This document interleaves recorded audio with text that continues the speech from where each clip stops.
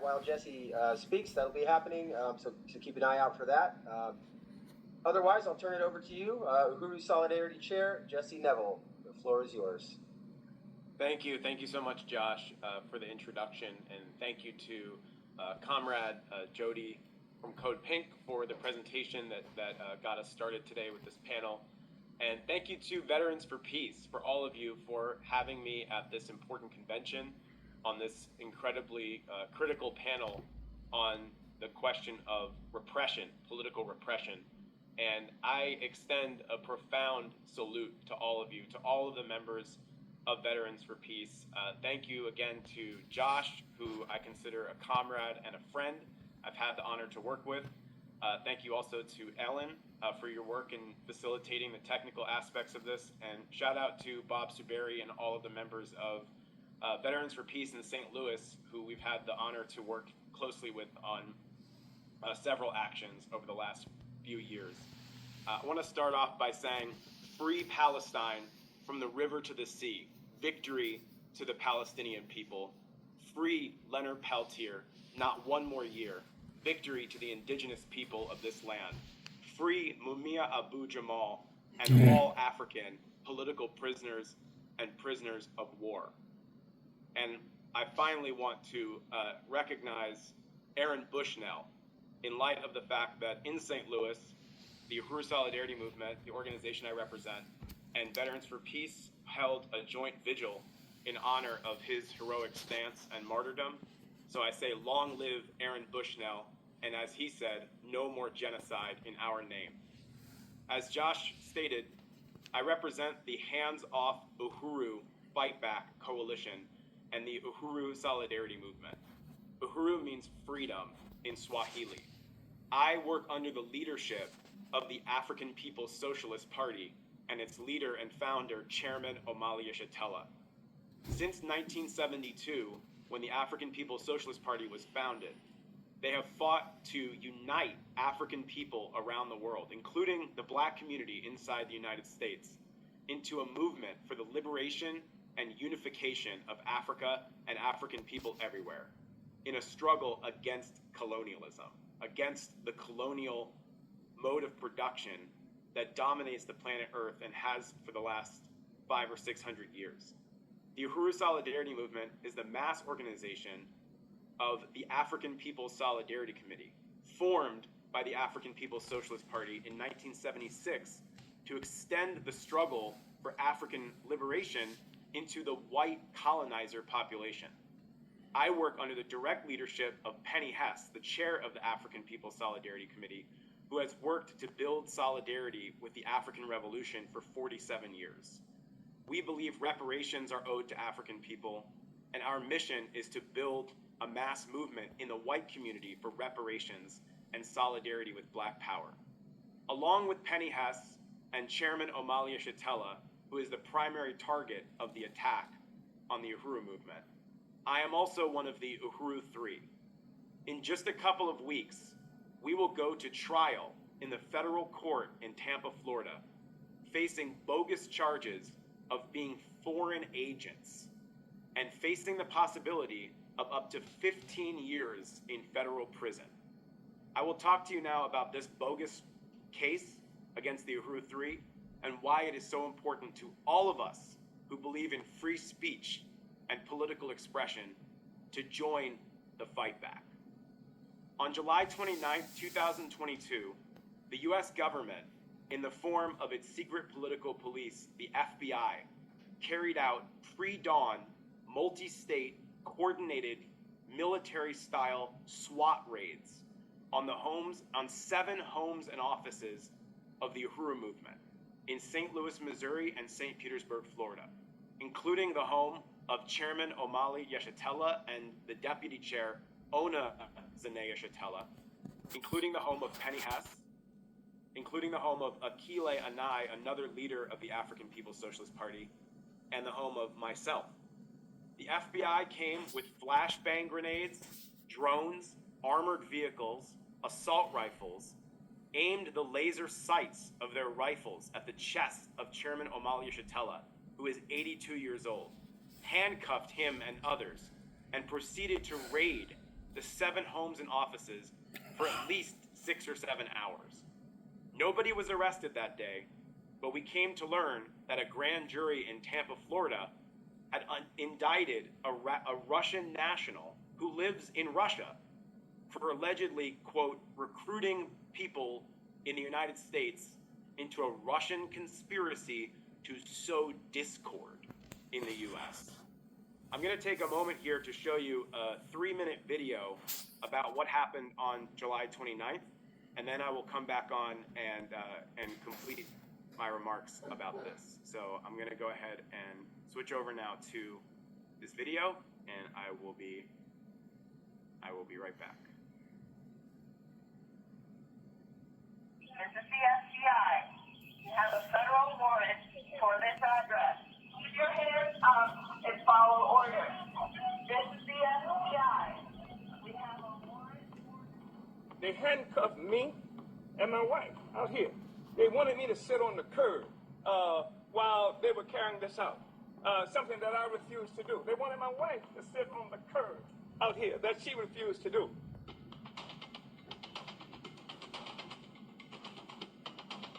As I was coming out, this big old drone met me.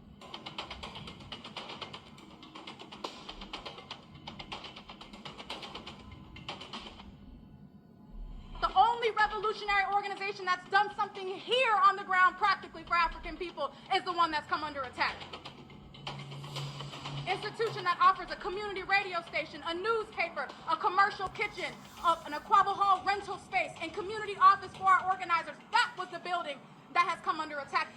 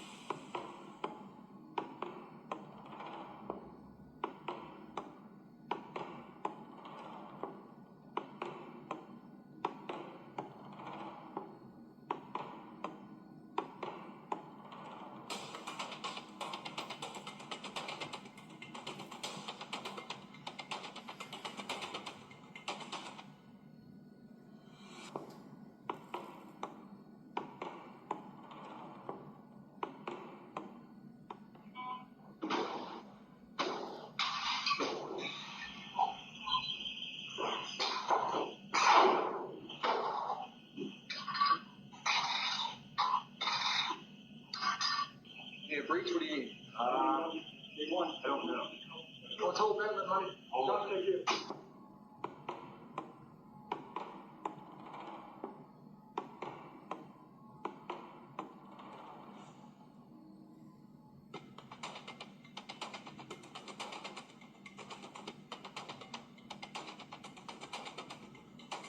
We will build a movement of white people that says hands off the Uhuru movement. They see in the African People's Socialist Party a vanguard for the struggle for the liberation of our people. They see that because not just what we do here in the United States, but because we had the temerity to do like Garvey, to do like Malcolm X, and take the struggle of black people around the world.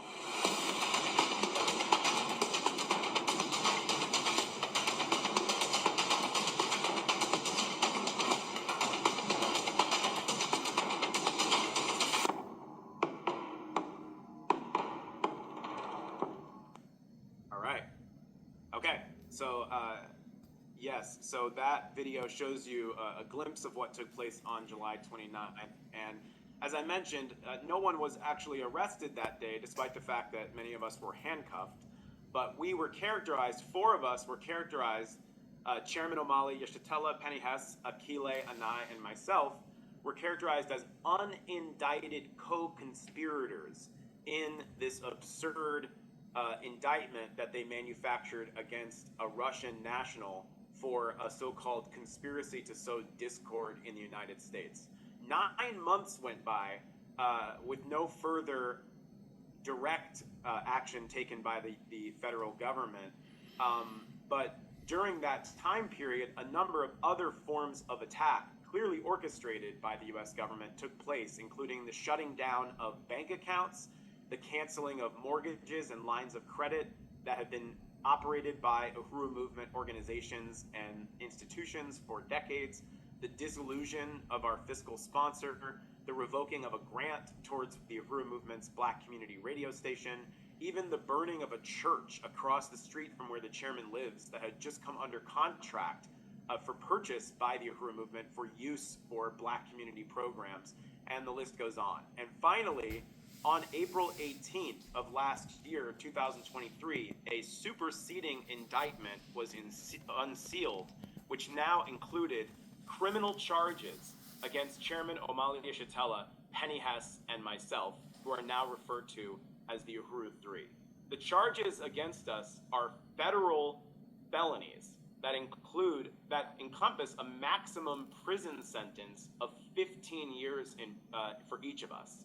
We are charged with one count of conspiracy to commit an offense against or defraud the United States government, which is known as 18 USC Section 371, and one count of a statute called 18 USC Section 951, which is similar and related to, but not exactly the same as the Foreign Agent Registration Act, which actually it has a steeper prison sentence than the Foreign Agent Registration Act, which charges us with working as secret, illegal foreign agents of the Russian government without notifying the Attorney General's office. And this law is referred to by the Department of Justice as espionage light, that is typically used to go after people that they are accusing of being spies, secret agents of a foreign government. The charges against the Uhuru movement are preposterous and obviously untrue. But more than that, they're based on an offensive and racist notion that Black people, that Chairman Omali Yeshitela or any Black person in the United States would require education or influence by Russians or anyone for them to come to the conclusion that they are being oppressed and that they have a right to fight to end their oppression. As the chairman has said, it was not Russia that got him involved in the Black freedom struggle, it was America.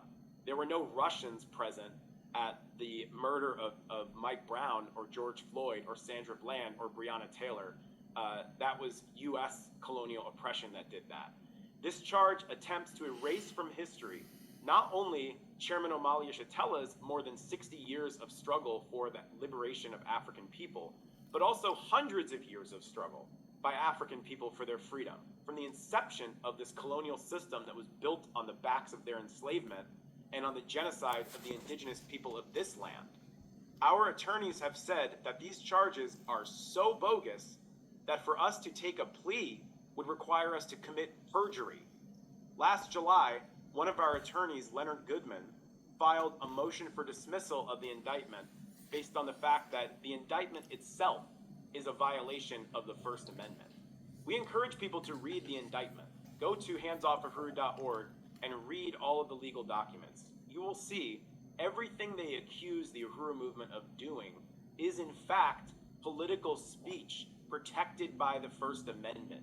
They claim that we published articles, held events, held speaking tours, carried out a petition to charge the United States government with the crime of genocide against Black people in the United States, all of which are forms of pure political speech protected by the First Amendment. But, they say, you did it for the Russians. This is the first time the US government has used this law to target pure political speech. Every other time, and I'm not saying that it was legitimate the other times they used it, but they created some charge beyond speech, whether it was spying, whether it was bribery, corruption, but in this case, it's pure speech. Just a few days ago, over a year after that motion for dismissal was filed, the judge in the federal court district in Tampa, Florida, denied the motion for dismissal. We are set to go to trial on September 3rd. The chairman and the Uhuru Three are not guilty of these charges, but the United States and the FBI are guilty of countless murders of African freedom fighters, Malcolm X, Martin Luther King, Fred Hampton, 30 members of the Black Panther Party, and even around the world, Patrice Lumumba and so many others. In fact, the FBI cut its teeth working to destroy the movement in the 1920s of Marcus Garvey. who united millions of black people around the world in the struggle for their freedom. The attack on the Uhuru 3 has widely been recognized as a test case for the limits of the US government's ability to criminalize political speech.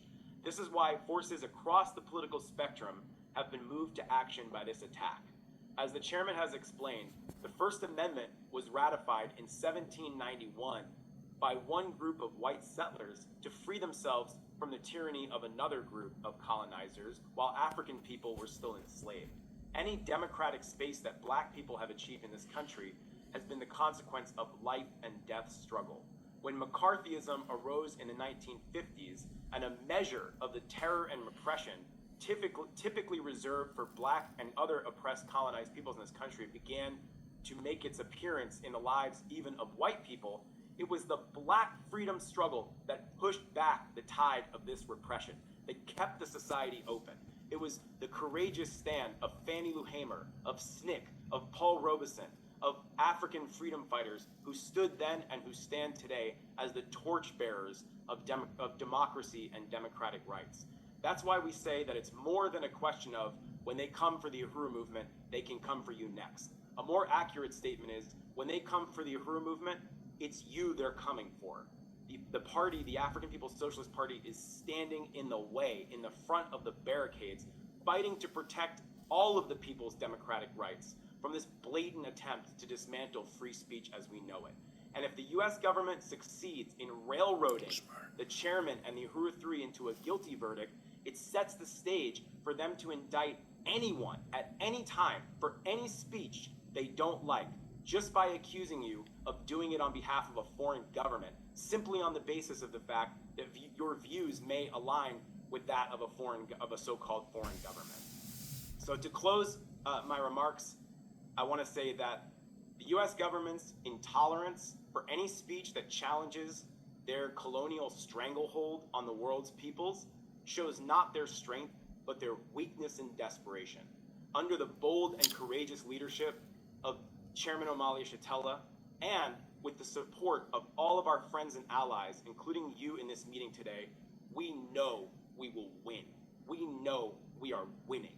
A massive mobilization of the people fighting for free speech, fighting for the right to stand in international solidarity, fighting for the right of oppressed people to organize for their liberation can and will push them back. We invite everyone on this call to join us in St. Petersburg, Florida on August 31st for a massive rally to demand that the US government drop the bogus charges against the Uhuru 3, and to join us on September 3rd in the federal court in Tampa, Florida, to pack the courts, to pack the streets, because the real jury is the masses of the people, and the real verdict will be won in the streets.